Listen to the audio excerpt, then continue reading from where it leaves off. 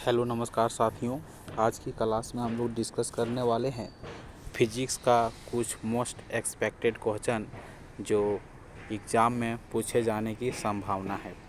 तो यदि आप लोग रेलवे ग्रुप डी, एनटीपीसी या किसी भी एग्ज़ाम की तैयारी करते हैं जिनमें से साइंस का सिलेबस रहता है, एक बार इस वीडियो को ज़रूर देख लीजिएगा।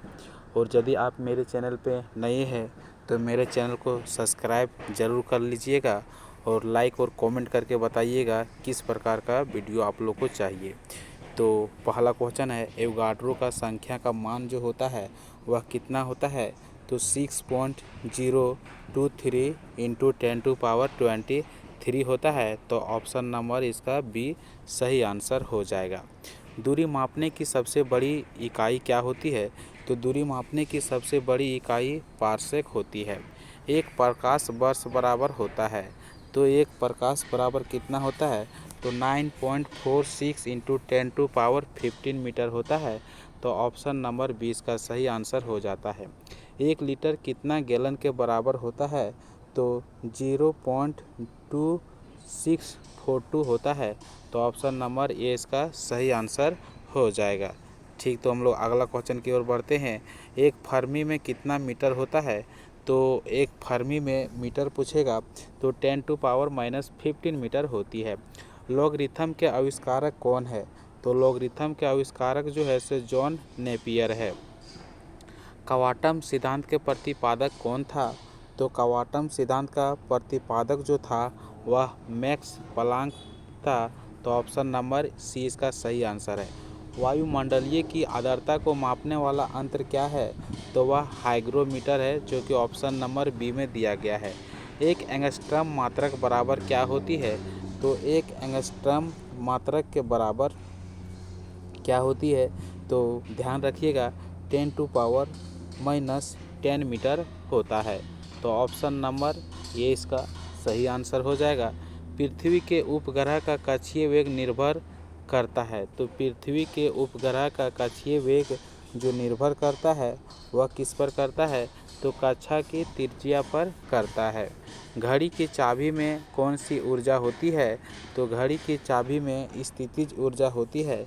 तो ऑप्शन नंबर सी इसका सही आंसर हो जाती है। यदि किसी पिंड के संवेग 50% बढ़ा दिया जाए तो गतिज ऊर्जा का मान क्या होता है? तो गतिज ऊर्जा 125% बढ़ जाता है। अनुदैर्घ्य तरंग उत्पन्न हो सकती है।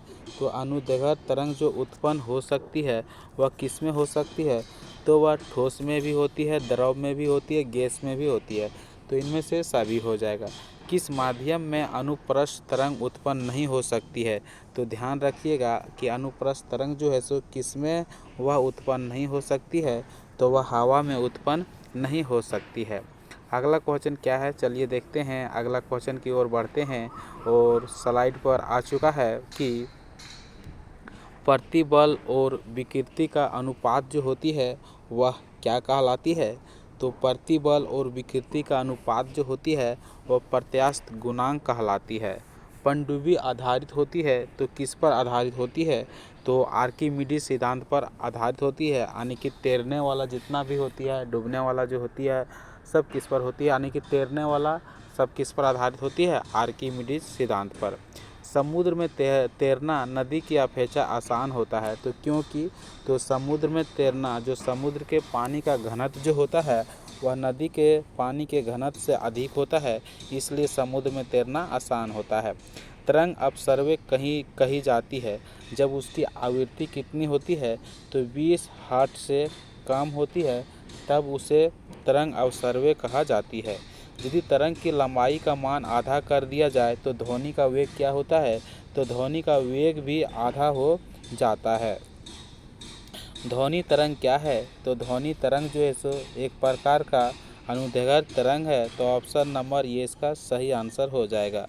गोलीय दर्पण की फोकस दूरी उसकी वक्रता त्रिज्या की होती है। तो गोलीय दर्पण की फोकस दूरी जो होती है उसकी वक्रता त्रिज्या की कितनी होती है? तो ध्यान रखिएगा कि वक्रता त्रिज्या की जो होती है वह आधी होती है। तो ऑप्शन नंबर ये इसका सही हो जाएगी। गोलीय दर्पण की फोकस दूरी, तो फोकस दूरी बराबर क्या होता है, वक्रता त्रिज्या बटा 2, तो वक्रता त्रिज्या की आधी होती है। उत्तल दर्पण द्वारा प्रतिबिंब जो बनता है वह कैसा होता है, तो उत्तल दर्पण द्वारा बना प्रतिबिंब जो होता है वह काल्पनिक और सीधा होता है।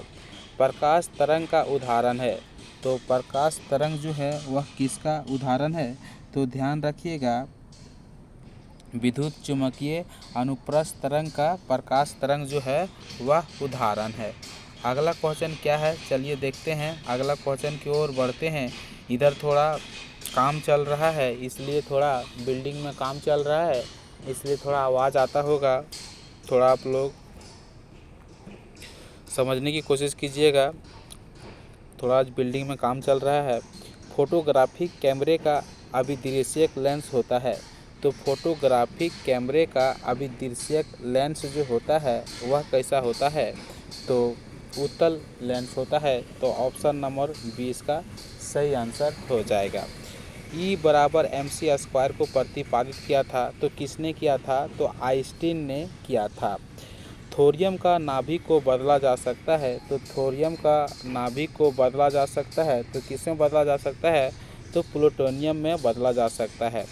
फ्यूज के पदार्थ को होना चाहिए, तो फ्यूज का पदार्थ का क्या होना चाहिए, जो फ्यूज का पदार्थ जो होता है उसका गलांक जो निम्न होना चाहिए, उसका गलांक को निम्न होना चाहिए। निम्न विद्युत चुम्बकीय तरंगों में किसकी आवृत्ति अधिकतम होती है, तो यहाँ दिए गए जितना भी विद्युतीय चुम्बकीय तरंग है तो किसकी आवृत्ति जो होती है अधिकतम होती है, तो अवरक्त किरणें की होती है। तो ऑप्शन नंबर डी इसका सही आंसर हो जाएगी। ऊर्जा का क्षय कम होना, ऊर्जा का क्षय कम होता है, तो किसमें ऊर्जा का क्षय कम किसमें होता है, तो दिष्ट धारा में होता है। ट्रांसफार्मर किस सिद्धांत पर कार्य करता है, तो चुंबकीय प्रेरण के सिद्धांत पर ट्रांसफार्मर कार्य करती है। घरेलू प्रकाश के लिए प्रयुक्त लैंप जो होती है किस क्रम में जोड़ी जाती है, तो घरेलू प्रकाश के लिए प्रयुक्त लैंप जो होती है वह समांतर क्रम में जोड़ी जाती है। ऊष्मा किस प्रक्रिया से सर्वाधिक तीव्र गति से स्थानांतरित होता है, तो ऊष्मा जो होती है किस प्रक्रिया से सर्वाधिक तीव्र गति से स्थानांतरित होती है, तो विकिरण प्रक्रिया से। न्यूनतम संभव ताप होता है, तो न्यूनतम संभव ताप जो होती है वह कब होती है, तो -273 डिग्री सेल्सियस पर। यदि वायुमंडल ना होती तो दिन की अवधि क्या होती, तो यदि वायुमंडल ना होती तो दिन की अवधि कम हो जाती। सूर्य ग्रहण के समय सूर्य का कौन सा भाग दिखाई देता है, तो कोरोना भाग दिखाई देता है। सूर्य के प्रकाश का आंतरिक परिवर्तन हो सकता है यदि, तो सूर्य के प्रकाश का आंतरिक परिवर्तन हो सकता है यदि प्रकाश कांच से वायु में जाता है।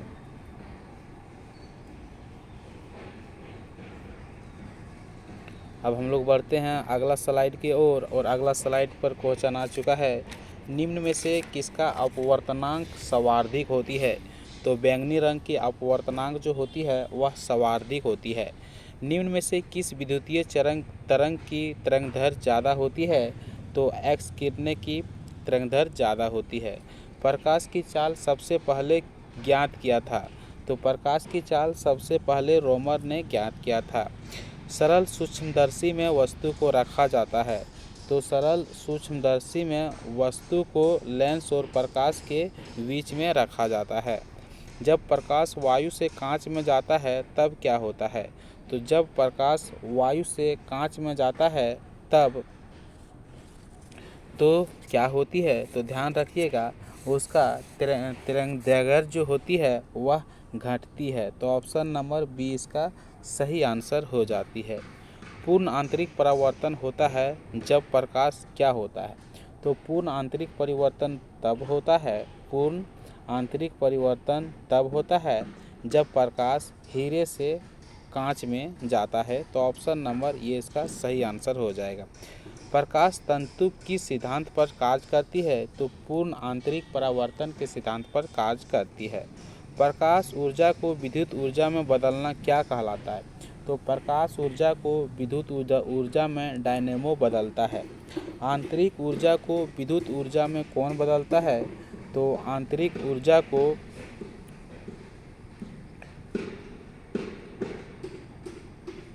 आंतरिक ऊर्जा को विद्युत ऊर्जा में कौन बदलता है? तो यहाँ क्वेश्चन पहला 8 नंबर का क्वेश्चन क्या है? 8 नंबर का क्वेश्चन है प्रकाश ऊर्जा को विद्युत ऊर्जा में बदलता। तो प्रकाश ऊर्जा को जब विद्युत ऊर्जा, तो प्रकाश किससे? सौर यानी सूरज से, तो सौर सेल कहलाएगा। ठीक है, प्रकाश ऊर्जा को विद्युत ऊर्जा में बदलना सौर सेल। आंतरिक ऊर्जा को विद्युत ऊर्जा में बदलना क्या कहलाता है? तो आंतरिक यानी आंतरिक ऊर्जा को जब विद्युत ऊर्जा में बदलते हैं तब यह डायनोमो कहलाता है। सूर्य के केंद्र का तापमान जो होता है वह कितना होता है? तो सूर्य के केंद्र का ताप जो होती है 1.5 इंटू 10⁻⁷ केल्विन होता है। सूर्य के केंद्र का घनत्व का दाब कितना होता है? तो इसका दाब जो होता है सो 2 इंटू 10⁻16 न्यूटन वर्ग मीटर होता है। तो ऑप्शन नंबर सी यहाँ पे सही आंसर हो जाता है। परमाणु रिएक्टर आधारित होती है। तो परमाणु रिएक्टर किस पर आधारित होती है? तो नाभिकीय विखंडन पर आधारित होती है, ध्यान रखिएगा। अगला क्वेश्चन क्या है? अगला क्वेश्चन चलिए देखते हैं।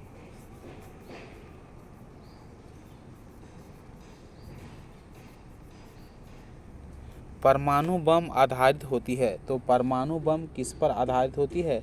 तो अनियंत्रित नाभिकीय विखंडन पर। हाइड्रोजन बम आधारित होती है। तो हाइड्रोजन बम किस पर आधारित होती है? तो नाभिकीय संलयन पर आधारित होती है। सिलिकॉन तथा जर्मेनियम अर्धचालक जो होते हैं, सिलिकॉन तथा जर्मेनियम अर्धचालक जो होते हैं वह क्या होते हैं? तो सिलिकॉन तथा जर्मेनियम अर्धचालक जो होते हैं सो चतुर्थ संयोजिक होता है। तो ऑप्शन नंबर डी इसका सही आंसर हो जाएगा। पॉजिट्रॉन की खोज किसने किया था? तो पॉजिट्रॉन की खोज एंडरसन ने किया था। तो ऑप्शन नंबर सी इसका सही आंसर हो जाएगा। 1 कूलम आवेश जो होता है वह किसके बराबर होता है? तो 6.25 इंटू 10⁻18 इलेक्ट्रॉन के बराबर होती है। किसी तार की प्रतिरोधकता का निर्भर करती है। तो किसी तार की प्रतिरोधकता जो होती है वह निर्भर करती है, तो वह पदार्थ पर निर्भर करती है।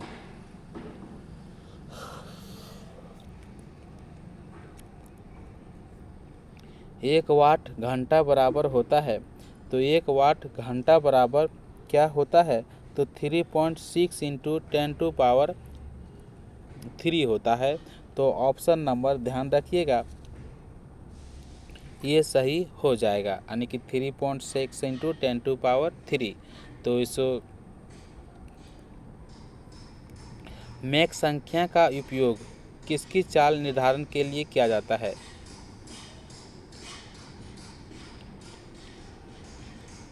तो इसको हम लोग जैसे 10 पर जैसे कि रहता है तो ये स्क्वायर बोलते हैं, जिस प्रकार से ये स्क्वायर बोलते हैं, ये क्यूब बोलते हैं, तो इसे हम लोग 10 क्यूब भी बोल सकते हैं, वैसा कोई बात नहीं है। मैक संख्या का उपयोग किसकी चाल निर्धारण के लिए किया जाता है? तो मैक संख्या का उपयोग जो होती है वह विमान की चाल के लिए निर्धारण की जाती है। ये कार की बैटरी में प्रयुक्त विद्युत अपघट्य होता है। तो ये कार की बैटरी में विद्युत अपघट्य जो होती है वह क्या होती है? तो वह सल्फ्यूरिक अम्ल होती है। तो क्लास को बहुत डिस्टर्ब हो रहा है आज, तो हम लोग कल की क्लास में जैसे पूरा डिस्कस करते हैं। आज की क्लास इतना ही में एंड करते हैं, क्योंकि बहुत आवाज़ आ रहा है, तो आवाज़ बहुत आ रहा है, जिससे आप लोग को बहुत प्रॉब्लम हो सकता है।